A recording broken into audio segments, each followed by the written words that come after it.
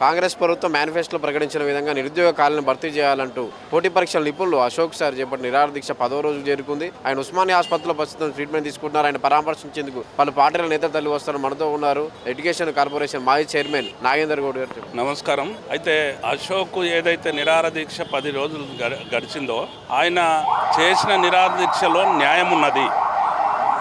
పోలీసులను పెట్టి ఏదైతే ఆ రోజు అధికారంలోకి రాకముందు ఒక్క మాట మాట్లాడి ఈరోజు ప్రజాపాలన అని చెప్పే రేవంత్ రెడ్డి గారు పోలీసులతోని అణిచేస్తూ ఉన్నారు. ప్రశ్నించే వాళ్ళని గొంతు నొక్కే తరహా పరిపాలన జరుగుతూ ఉన్నది. ఏదైతే సంవత్సరానికి 2 లక్షల ఉద్యోగాలని చెప్పి మాట తప్పడం జరిగిందో మేము ప్రభుత్వాన్ని డిమాండ్ చేస్తూ ఉన్నాము. అశోక్ లాంటి వాళ్ళను పోలీసులతోని అణచివేయడానికి ప్రయత్నిస్తే చాలామంది అశోకులు పుట్టుకొస్తారు. నీవు ఇచ్చిన మాట మీద ఉండాల్సిన అవసరం ఉన్నది. 2 లక్షల ఉద్యోగాల క్యాలెండర్ ప్రకటించాల్సిన అవసరం ఉన్నది. తక్షణమే 2 సంవత్సరాలు గడిచింది, 4 లక్షల ఉద్యోగాలు ప్రకటించాల్సిన అవసరం ఉన్నది. అపాయింట్మెంట్ చేయాల్సిన అవసరం ఉన్నది. నిరుద్యోగులకు నిరుద్యోగ భృతి అన్నావు. ప్రియాంక గాంధీ గారిని దోలుకొచ్చి ఈడ మాట ఇప్పించినావు. అందరు నమ్మిండ్రు. నిరుద్యోగులంతా నీ కోట్లేసిండ్రు. ఓట్లేసి నీవు గద్దెక్కిన తర్వాత ప్రజాపాలన పోయి ప్రజలను అణిచేస పాలన, పోలీస్ పాలన, పోలీస్ పటేల్ పాలన నువ్వు నడిపిస్తున్నావు. తస్మా జాగ్రత్త అని నేను హెచ్చరిక చేస్తూ ఉన్నా. నిరుద్యోగ భృతి ఇవ్వాల్సిందే. నిరుద్యోగులకు రావాల్సిన ఉద్యోగాలన్నింటినీ కూడా వెంటనే ప్రకటించాల్సిందే. బుచ్చమేయడం కాదు. 2 లక్షల ఉద్యోగాలు సంవత్సరానికి ఇస్తున్నావు.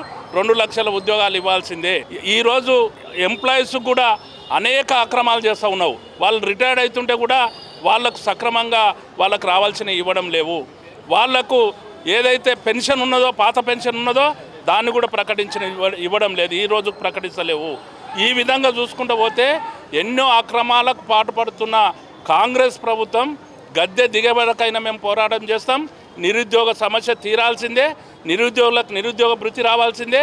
ఆయన మేనిఫెస్టోలో పొందుపరిచి ఇచ్చి మాట ఇచ్చిన ప్రభుత్వం గద్దెక్కిన తర్వాత మాట మారుస్తే మేము ఊరుకునేది లేదు. ప్రజా ఉద్యమాలు చేస్తాం.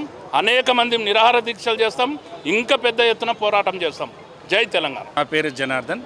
నేను child rights protection forum, teachers forum for child rights. అయితే యువత అనేటటువంటిది దేశంలో 140% అనేటటువంటిది మనకు కనిపిస్తున్నది.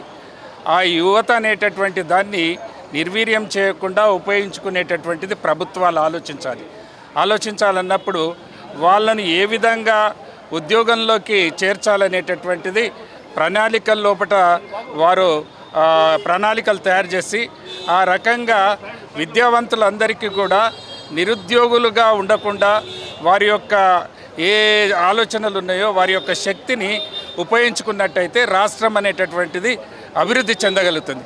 కాబట్టి రాష్ట్ర ప్రభుత్వం అనేది ఈ నిరుద్యోగ యువతకు అనేటటువంటిది ఏ రకంగా ప్లాన్ చేస్తే వీరందరూ కూడా ఉద్యోగంలో చేరగలుగుతారు, వారు జీవితాలను గడపగలుగుతారనే ఆలోచన రావాలనేదే మా యొక్క ఆలోచన. దీని గురించి మేధావి వర్గం అంతా కూడా ఈ రకంగా ముందుకొచ్చి ప్రభుత్వాన్ని ఆలోచింపజేస్తున్నది. ధన్యవాదాలు.